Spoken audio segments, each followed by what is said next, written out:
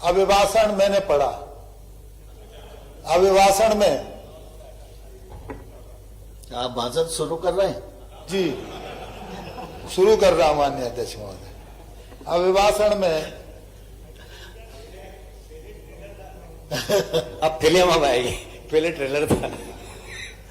हमें कोई आपत्ति नहीं है, केंद्रीय योजनाओं का नाम होना चाहिए।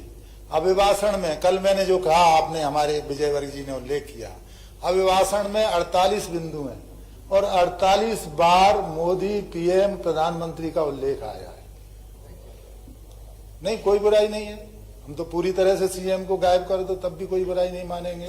मात्र 14 बार सीएम का उल्लेख आया है।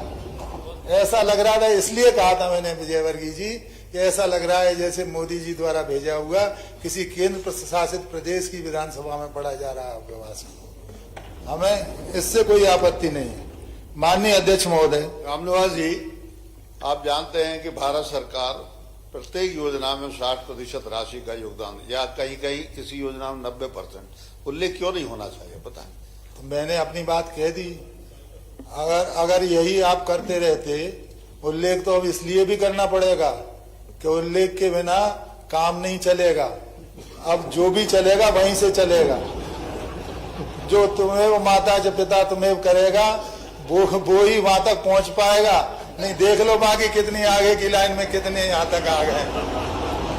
मेरी सरकार या मेरा प्रदेश कहा तो आप भी नहीं बचोगे। आप तो एक परिवार की आरती उतार रहे हो। एक परिवार की आरती उतार रहे हो आप। अन्य अध्यक्ष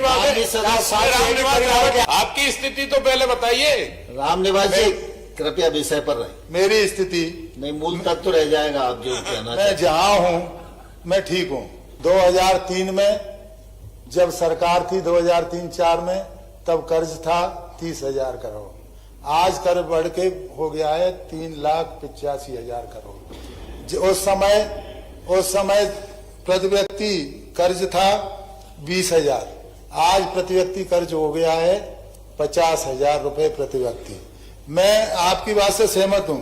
आपके अभिभाषण में दिया हुआ है कि गरीब कल्याण अन्न योजना के माध्यम से हम 5 करोड़ 31 लाख लोगों को निःशुल्क राशन देते हैं। हम इसमें बुराई नहीं मानते, लेकिन 8.5 करोड़ इस प्रदेश की जनता है। 8.5 करोड़, अगर 5 करोड़ 37 लाख को आप गरीबों को राशन देते हो तो किधर गरीबी मिटी, किधर गरीबों का विकास हुआ? ये सबसे बड़े दुर्भाग्य की बात है। उस समय गरीबी रेखा के नीचे प्रतिशत हुआ करता था 3-4 में 35। अगर इस प्रतिशत को निकालोगे तो 70% आज गरीब हैं। कहां जा रहा है ये पैसा?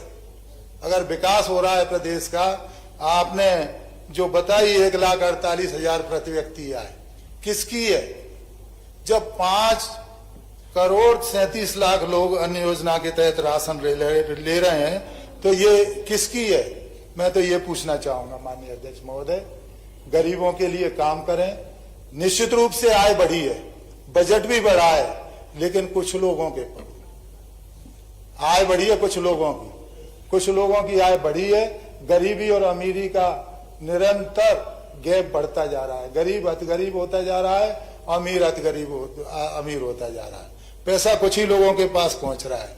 मैं समझता हूं कि विजय वर्गीय जी और सभी इस बात का चिंतन करेंगे कि 5 करोड़ 37 लाख अगर गरीब अन्न योजना के तहत राशन देते हैं तो ये चिंतनीय बात है कि हम प्रदेश को किस दिशा में कहां ले जाना चाहते हैं।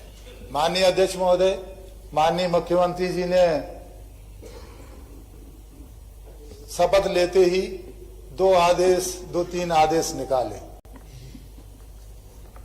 मांस खुले में नहीं बिकना चाहिए, इसका पालन कराया। ये आदेश तो पहले से ही है, आदेश सरकार के पहले से ही हैं।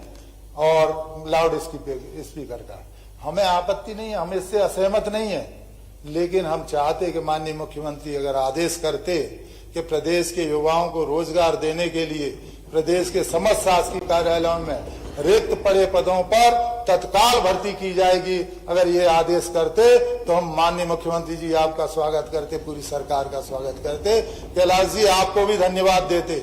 लेकिन आपको युवाओं की चिंता नहीं है, आपको बेरोजगारों की चिंता नहीं है। आज बेरोजगारी का ये आलम है कि एमपी रोजगार पोर्टल पर 37,80,679 शिक्षित बेरोजगार है। माननीय अध्यक्ष महोदय, 1,12,470 अशिक्षित आवेदकों के पंजीयन जीवित हैं।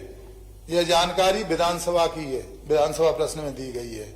और माननीय अध्यक्ष महोदय, एक प्रश्न के उत्तर में बताया गया, आपकी 20 साल से सरकार है, कि आप रोजगार कार्यालयों के माध्यम से 3 वर्षों में मात्र 21 लोगों को रोजगार उपलब्ध कराया गया है।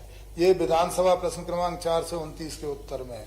तो माननीय अध्यक्ष महोदय, कर्मचारी चयन मंडल द्वारा जो भर्ती की भी प्रतियोगिता परीक्षाएं आयोजित की, बेरोजगारों से करोड़ों रुपए वसूल किया, और पटवारी परीक्षा का क्या आलम हुआ, ये आप सबकी जानकारी में है कि किस तरह से परीक्षाएं हो रही हैं, किस तरह से भर्ती की जा रही हैं, ये किसी से छुपा नहीं है।